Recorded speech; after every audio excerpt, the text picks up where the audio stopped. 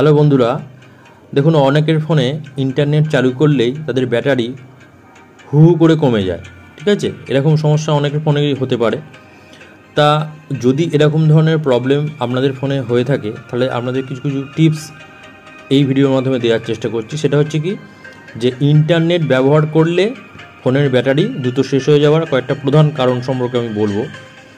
সেটা হচ্ছে দুর্বল নেটওয়ার্ক সিগন্যাল। যেমন ধরে নিন, আপনার ফোন যখন দুর্বল নেটওয়ার্ক সিগন্যাল বা ওয়াইফাই বা মোবাইল ডেটা পায়, তখন এটি সিগন্যাল ধরে রাখার জন্য বা ভালো সিগন্যালের খোঁজে ক্রমাগত বেশি শক্তি খরচ করে। এই অতিরিক্ত চেষ্টার কারণে ব্যাটারি দ্রুত ফুরিয়ে যায়। আর একটা আছে, মোবাইল ডেটা ব্যবহার করার সময় ফোনকে সেলুলার টাওয়ারের সাথে যোগাযোগ রাখতে হয়, যা ওয়াইফাইয়ের তুলনায় অনেক বেশি শক্তি খরচ করে। আর ওয়াইফাই রাউটার সাধারণত ফোনের কাছাকাছি থাকে, তাই সংযোগ বজায় রাখার জন্য কম শক্তির প্রয়োজন হয়। আর আপনি যদি ইন্টারনেট ব্যবহার করেন তখন অনেক অ্যাপ, যেমন social media apps, messaging app ব্যাকগ্রাউন্ডে ক্রমাগত ডেটা ব্যবহার করতে থাকে, যাতে নোটিফিকেশান বা নতুন তথ্য দ্রুত আপনার কাছে পৌঁছয়। এই ব্যাকগ্রাউন্ড কার্যক্রমের কারণেও ব্যাটারি দ্রুত অনেক সময় কমে যায়।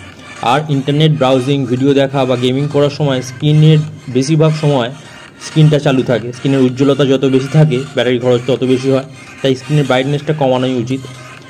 আর ইন্টারনেট ব্যবহার করার সময় ব্যাটারি খরচ কমাতে যেসব পদক্ষেপগুলো নেবেন সেগুলো হচ্ছে, অপ্রয়োজনীয় অ্যাপগুলো ব্যাকগ্রাউন্ডে যেটা চলতে থাকে সেগুলো বন্ধ করে দিন।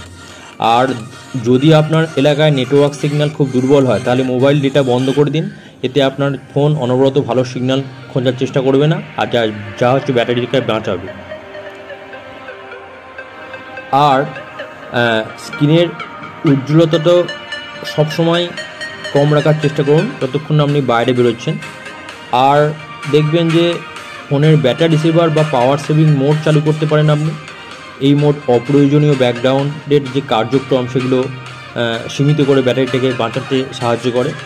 আর অপ্রয়োজনীয় যে সংযোগ, যেমন ধরুন ওয়াইফাই, ব্লুটুথ, লোকেশান সার্ভিস, এসব যদি আপনি ব্যবহার না করেন, এসব যদি ব্যবহার না করেন তাহলে এগুলো আপাতত বন্ধ রেখে দিন। যখন এগুলো ব্যবহার করবেন তখন এগুলো চালু করুন, তাহলে আপনার ব্যাটারি বাঁচাতে সাহায্য করবে।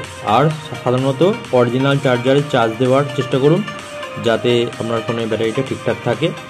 সে যে কোনো অরিজিনাল চার্জার হতে পারে, 33 ওয়াটের হতে পারে, 25 ওয়াটের হতে পারে, 20 ওয়াটের হতে পারে, অরিজিনাল চার্জারে চার্জ দিন। তাই এটাই ছিল আজকের ভিডিও। তা ভিডিওটা ভালো লাগলে ভিডিওটাকে লাইক করবেন আর চ্যানেলটাকে সাবস্ক্রাইব করুন। নমস্কার।